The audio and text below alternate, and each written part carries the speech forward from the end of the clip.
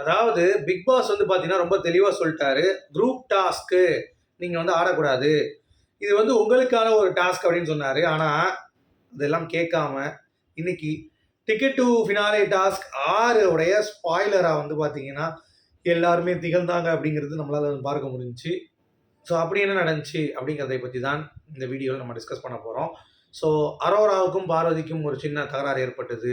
அப்புறம் ஒரு சைடில் அவங்களுக்கான ஒரு ஜஸ்டிஃபிகேஷன் கொடுத்துட்டு இருந்தாங்க. இன்னொரு பக்கம் திவ்யா வந்து பார்த்தீங்கன்னா பாயிண்ட் வந்து வேணும், அட்ரஸ் வேணும் அப்படின்ற மாதிரிலாம் கேட்டுட்டு இருந்தாங்க. ஸோ அதெல்லாம் நம்ம இந்த வீடியோ டிஸ்கஸ் பண்ண போகிறோம். ஸோ லைக் பண்ணிக்கோங்க, சேனலை சப்ஸ்கிரைப் பண்ணிக்கோங்க. இப்போ நம்ம வீடியோக்குள்ளே போகலாம். இப்போ என்னன்னா இந்த ஆட்டம் அப்படிங்கிறது நிஜமாவே ஃபேராக இருந்துச்சான்னு கேட்டிங்கன்னா, கில்லர் காயின் டாஸ்க்லேயே இந்த டாஸ்க் ஆடினாங்க தெரியுமா, அதுதான் ரொம்ப கேவலமான ஆட்டம் அப்படிங்கிறத நம்ம ஏற்கனவே சொல்லிட்டோம். இது வந்து திருப்பி நம்ம வந்து சொல்லணும் அப்படின்ற ஒரு அவசியமே கிடையாது. ஏன்னா அதுதான் உண்மை. ரொம்ப கேவலமாக அதை ஆடிருக்காங்க அப்படிங்கிறது தான். சரியா? இப்போ விக்ரம் வந்து என்ன சொல்கிறாருன்னா, இதே தானே பார்வதி பண்ணா அந்த பால் டாஸ்கில்.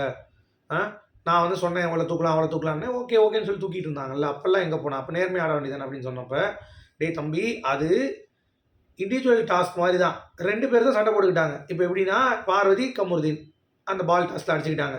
சுபிக்ஷா, அரோரா அடிச்சுக்கிட்டாங்க.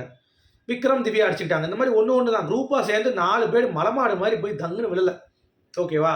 அதுவே இவங்களுக்கு புரிய மாட்டேங்குது. கேட்டால் அவங்க அது ஆடினது மேட்ரு கிடையாது. Strategy super. பாயிண்ட்ஸ் அதிகமாக இருக்கிறவங்க நீங்கள் வராமல் கொண்டு வரீங்க right. But you have to play. Sabari கொஞ்சம் தான் ஓட விட்டுருக்கணும். அப்புறம் ஓட போனால் முடியலையா, ஒரு நிமிஷம் கழிச்சு பிடிச்சே ஓட்டிருக்கிறதுக்கு எவ்வளோ நேரம் ஆக போகுது? இப்போ நீங்கள் ஒட்டினாலும் ரொம்ப நேரம் படுத்து தான் சும்மா இருந்தீங்க. சபரியை உடனே படுக்க போட்டு ஓட்டிட்டீங்களா இல்லையா? உங்களால் நினச்சா முடிஞ்சிருக்குமா இல்லையா? கொஞ்சம் தண்ணி காட்டி முடிங்க. கேம் சுவாரஸ்யமாக பண்ணுங்கிறது தான் எங்களுடைய கேள்வியே. அப்புறம் பிக் பாஸ் வந்து சரி கார்டன் ஏரியாக்குள்ளே வேண்டாம், முழு வீடே ஓடிக்கோங்கன்னு பெர்மிஷன் கொடுத்துட்டாரு.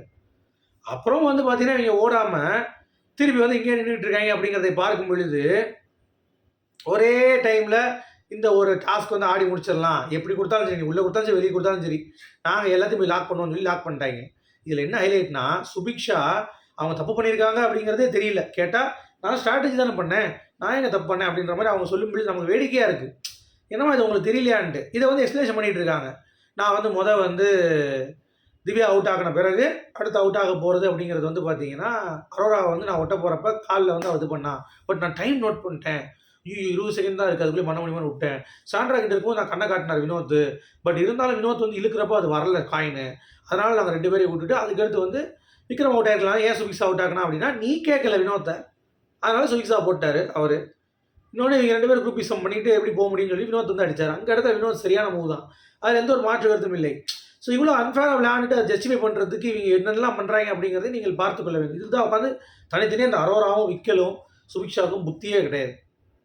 மொத்தமாக உட்காந்துக்கிட்டு அதையே புறணி பேசிகிட்டு இருக்காங்க. நாங்கள் வந்தது கரெக்டாக தான் ஆடணும், இவங்களாம் ஆடினது எப்படி ஆடினாங்க, இவங்க எப்படி ஆடினாங்க, அவங்க எப்படி ஆடினாங்க. அதே மாதிரி பார்வதி கிட்ட வம்புக்கு வந்தா. பார்வதி அரோரா உரிச்சு விட்டா. இந்த மாதிரி என்ன அப்படின்னா, எப்படி நீங்கள் கால்குலேட் பண்ணீங்க சாண்ட்ராவா நீங்களான்னா, ஸ்டோன் பேப்பர் சிசர் போட்டோம் அப்படின்னோடனே பார்வதி அப்படின்னால உடனே எதுக்கு நீங்கள் இப்படி ரியாக்ட் பண்ணுறீங்க? நான் என்ன தரப்பு பண்ணேன், கரெக்டாக தான் நாங்கள் விளையாண்டோம் அப்படின்னு சொன்னோடனே, அம்மா அது இல்லைம்மா, நீ என்ன வந்து பிடிச்சிட்டு விடும்போது சுச்சு அதெல்லாம் ஒன்றும் இல்லை செல்லம் அப்படின்னு சொன்னீங்கல்ல, அதுக்கு இது ரியாக்ஷன் ஆச்சுக்கோ, சும்மா என்கிட்டலாம் வராது அப்படின்ட்டா பார்வதி. அதுக்கடுத்து அவரை வர முடியல, பேச முடியல. சரியா? ஏன்னா அவங்க பண்ணது பெர்ஃபெக்ட் குரூப்பிசம், குரூப் அட்டாக். அதில் எந்த ஒரு மாற்று கருத்தும் இல்லை. யார்? அரோரா, அப்புறம் நம்ம விக்ரம், சுபிக்ஷா. இதை கூட சேர்ந்து கூட்டு சதி யாருன்னு பார்த்தீங்கன்னா நம்ம இவங்க கானா வினோத், அப்புறம் இன்னொருத்தர் யார் அந்த கமருதீன் முதல் இதில்.